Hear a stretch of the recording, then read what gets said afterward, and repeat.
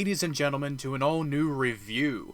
I'm your host, The Real FNA, and tonight I'm taking a look at a courtroom drama from 1957. That movie is 12 Angry Men.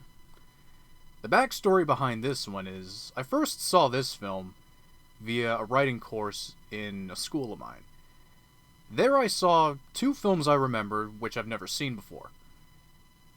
There's a comedy drama called Life is Beautiful, and then there's 12 Angry Men.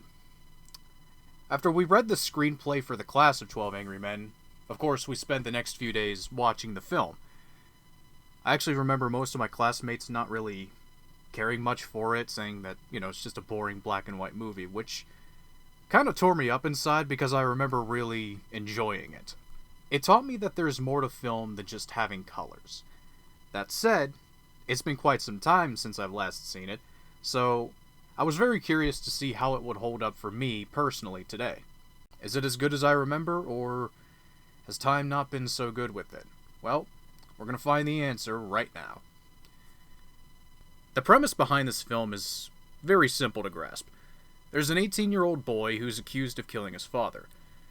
So the jury of 12 men must decide whether or not he's guilty based on the court case that they've witnessed. Either way it goes, it has to be a unanimous decision, and, if decided guilty, the boy gets sent to the chair.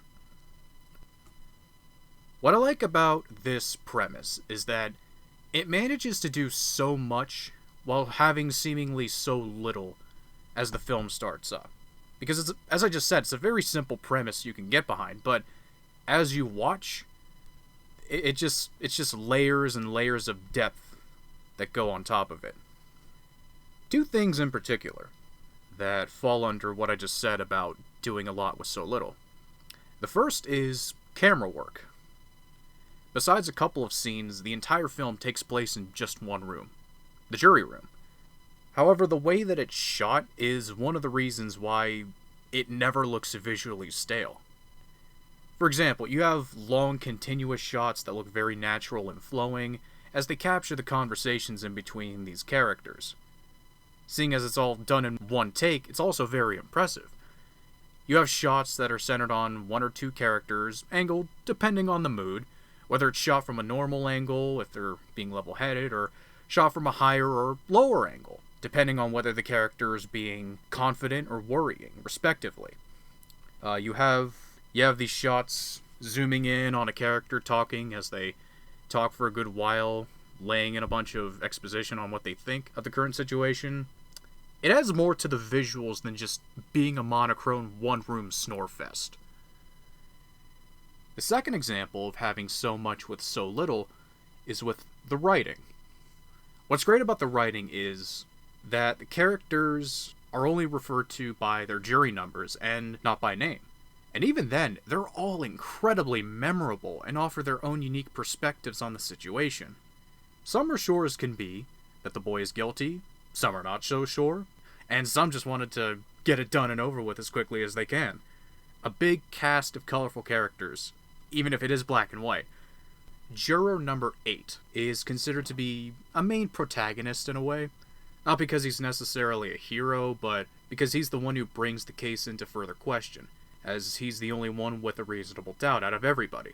He's level-headed, he's logical, he uses previous points discussed in the courtroom to his advantage, and is aware that what he says isn't absolute. To quote one of the other jurors, he's not saying the boy is innocent, he's just not sure.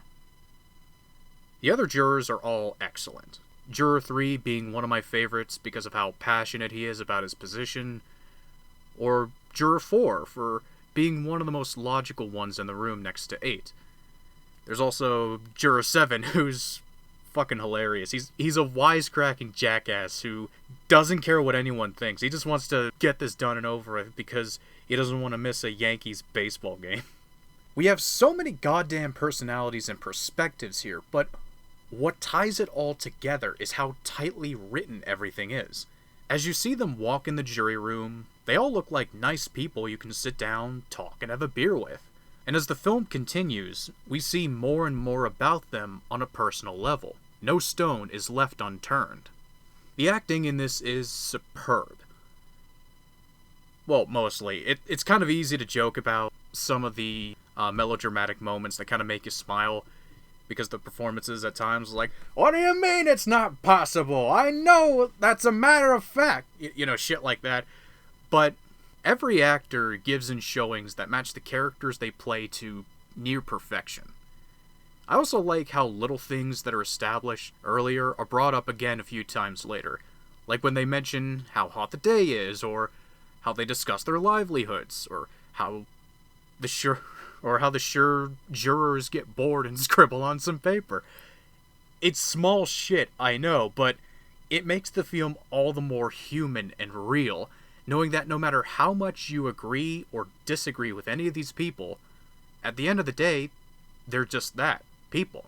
They're people who want to get by, live happily, and do what they think is the morally right decision. The last major point I want to mention is near the end. This is kind of a first in my review series where I'm going to get into spoiler territory, like major spoiler territory. I'm going to talk about the ending for a bit, so if you want to skip the spoilers that I'm going to talk about, then I'll give you a few seconds to click the indicated time mark on your screen.